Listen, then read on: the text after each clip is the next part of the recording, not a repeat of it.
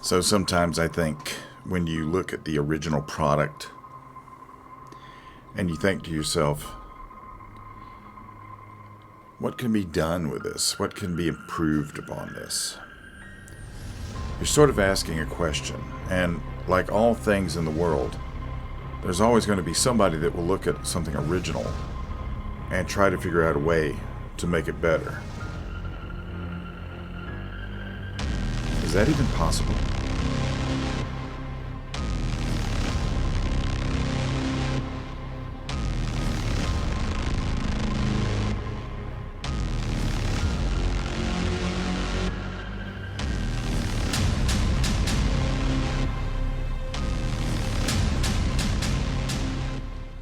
So, greetings, YouTube, Lock and Load Ninjas, interweb at large.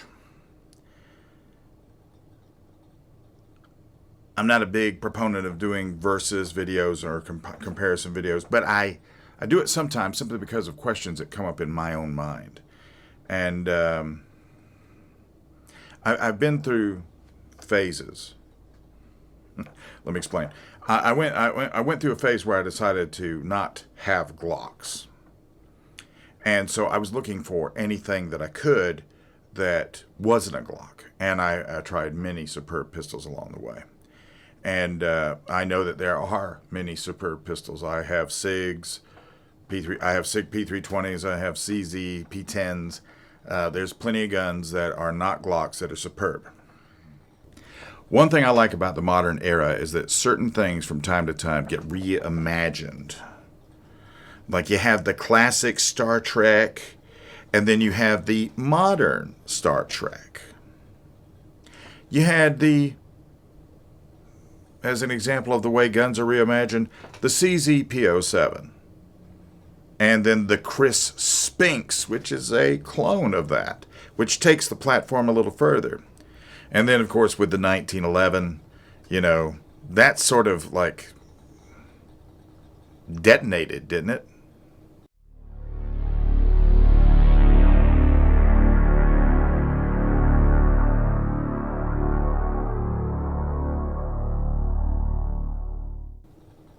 So anyway, of those guns that I just mentioned, I've only taken one to train with. So a couple of years back, when Ace Firearms first came on board, Roger Ward wanted to do Poly 80 builds. And for me, this answered a lot of questions. It has all of the attributes of Glock as far as the toughness, the shape, but it doesn't have the 22-degree grip angle. This is an 18-degree grip angle, sort of like a 1911, which is where my heart is. And so that helped out a great deal. It has a better trigger straight out of the box because it's I don't know if this is a Zev Industries or I don't remember which trigger this is, to be honest with you. But it is a better trigger. It actually puts me more in mind of a Gen 5 trigger nowadays. The slide, which this is all home milled. Roger has his own CNC machines, and he did all this slide work in-house in Easley, South Carolina. So it has the front serrations out there. Of course, I have the paint job. This is, I believe this is meant to look like the universe. You already have the textured grip. On this side, you have really good access to the magazine release. And Roger was kind enough to put the extended slide lock handle on there for me as well. I took this gun and its Glock 19 sized counterpart to Tactical Response and took a 2-day class fighting pistol there. And along the way, part of their curriculum is to drop the gun. In the event that you're in a gunfight and the police roll up on you and they tell you to drop the gun, they train you to drop the gun. And this gun got dropped repeatedly. No issues. The thing with the trigger, for me, the thing with the 5th gen type trigger is that I'm more accurate with the 5th gen trigger than I am with everything else. That might be something up here. I don't know. But whatever it is, it seems to work. This gun has held up really nicely. And it has it has surprised me, and it has a lot of custom gun attributes without the custom gun price. I mean, some people sell this kind of a setup, and what Roger does is Roger takes the gun and he makes sure that everything fits, and he uses his own gunsmiths in-house to make sure everything is going to fit and work nicely to where it feels like it came from a big manufacturer. So that is the Poly 80. This is called the MAC F9, full size 9, Militia Arms Custom.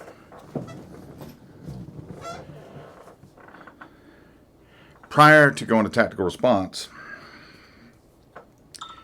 all of my training, the numerous videos, everything I'd ever done where I actually went to a class and did anything, was going to be with a Glock 17. And this is a 4th gen. I like this gun exactly the way it is. I bought it used. It has a nice Punisher plate on the back of it. I think it gives it some really nice character to it. It also has an Agency Arms trigger on it. Now, I said it was box stock, and that's not entirely true. The Agency Arms trigger greatly alleviates a lot of issues that Glock triggers have for me. So when Agency Arms was my sponsor, I could use an Agency Arms gun like there was no tomorrow. And other than that, when you look at it, you're seeing the 4th gen. You know, you've got the partially textured grip, which is enough. It has a nice big magazine release on it. This one has night sights on it. It's a good solid gun. The one difference between these guns is that this gun can handle +P ammunition. This gun cannot. This gun, if you're going to run this gun and you're going to run this as a self-defense pistol, load it with 147 grain subsonic and just let it go. And but it's not going to run +P. Can't handle it. It has to do with certain... Roger tried to explain it to me. It was sort of a engineer's kind of discussion, and I'm not an engineer. I'm a radio host. So, no front serrations on this because this is a Gen 4. But, I mean, this is the gun that started the whole striker... Well, no, it's not the gun that started the whole striker fire thing. That was actually an H&K, wasn't it? Was it the VP 70? I don't remember. But this didn't start it. This just made it mainstream. This is where this whole thing began of the polymer lower, you know, that kind of thing, as far as it becoming a mainstream thing. And there's a lot of things about this that make it attractive, either one of these guns, because of the weight, because of the weight distribution. Magazines are made of polymer with metal inserts. Everything is, you know, there's a lot of things that make it attractive. The Glock, the difference between the Glock and any of the Poly 80 guns is that this gun is just simply designed to survive and run. It's not meant to be overly accurate. It can be with a lot of practice. Anything can be with a lot of practice. But straight out of the box, this is meant to be a gun that anybody can run without a whole lot of information.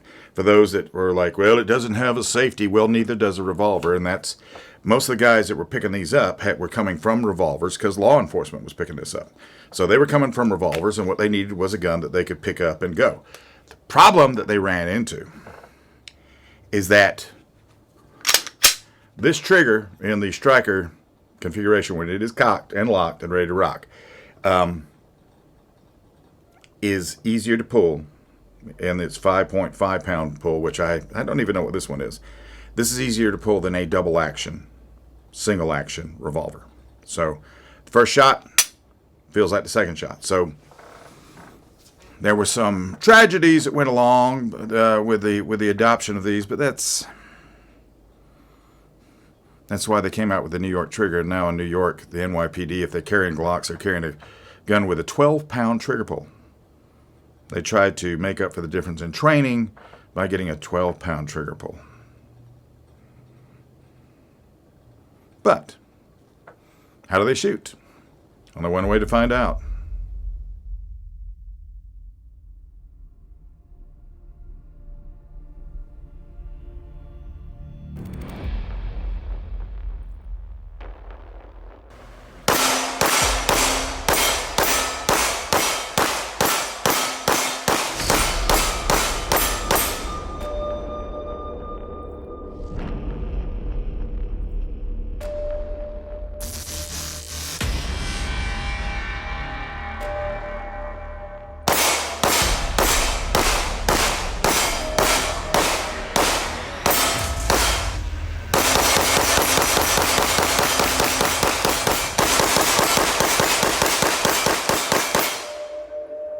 So, comparatively speaking, if I have to give any sort of an edge to one gun or the other, it's going to be ergonomically. I have to fall in this with this gun here. I have no aversions to loading it with a 147 grain subsonic. The grip on it, for me, which the grip angle is like every other gun I own, the 1911s, the SIGs, the CZs, the grip on it feels the same except for the contour, which is the Glock contour, as I call it. The Poly 80, the biggest difference in the Poly 80 execution of the way they put the lower together is the trigger guard. Now, with these guns, you cannot use a Glock trigger, or excuse me, a Glock holster, not a Glock trigger, a Glock holster, because the trigger guard is thicker, ever so slightly, which means that what this gun fits into, this gun may not fit into. If you have a really good holster for your Glock, it may not work with a Poly 80. That being said, that's where the only, that's about the only out of the box shortcoming I can find. Now, for those of you that have a Glock 17, I have been on more training, I have shot more classes, and done more things with the Glock 17 than any other kind of gun. I keep coming back to this. I don't know how many of these I've owned. This may be the 5th or 6th. This gun is going to run till the end of time, or until my end of time, or somewhere in between the two. I don't know really for sure, but it's what I'm saying is it's going to run.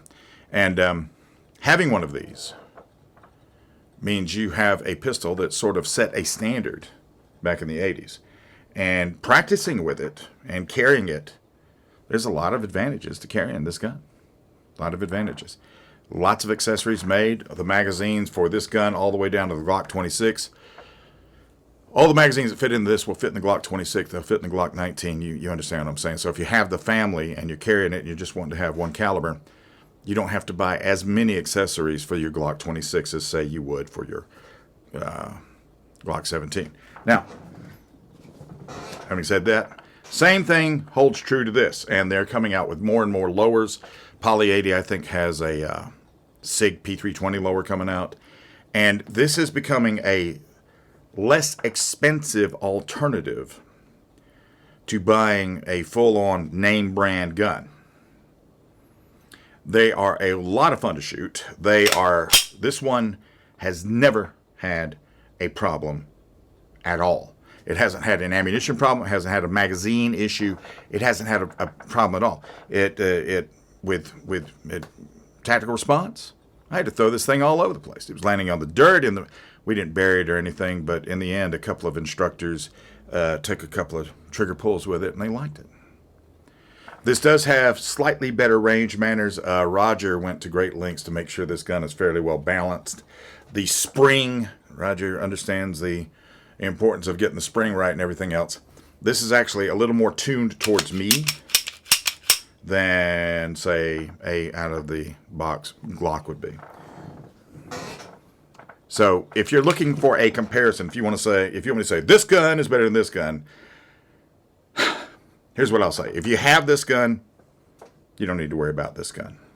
If you want this gun right now and you can't find it due to all of this buying frenzy that we're in the middle of, and you can find one of these, you're not settling. As a matter of fact, maybe you ought to call Roger Ward at Ace Firearms. He'd probably build you one.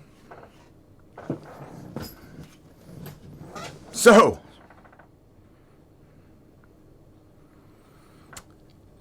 if you like this kind of content, and I hope you do, think very seriously, if you would, please, about giving me a thumbs up, maybe subscribing to the channel. That would be really cool. And hit the bell so that when I do post a video, I have some sort of reasonable idea that you might actually get to see it. And I'm going to start a new thing coming up here. I've been approached by a couple of people who listen to the radio show, and I refer to the people that listen to the radio show as ninjas. And they're sending me some pistols to film, and I'm going to start a segment called Ninja's Guns, or the Ninja Guns. And it has nothing to do with the Japanese assassins, just the listeners of Lock and Load. And for those two of you that are sending me pistols, I mean, I've got a STI Combat Master and a couple of Ernest Langdon Berettas coming. So that's coming up here shortly, and the Berettas are on the way, and I think the STI is going to be on the way soon. So that's coming up. So if that's something you're interested in doing, I don't know why you'd want me to shoot them. I'll shoot a video of them, and I'll give you my very best opinion of them, and that's just a new thing coming up. But in the meantime, I'll tell you what, I'm out of here.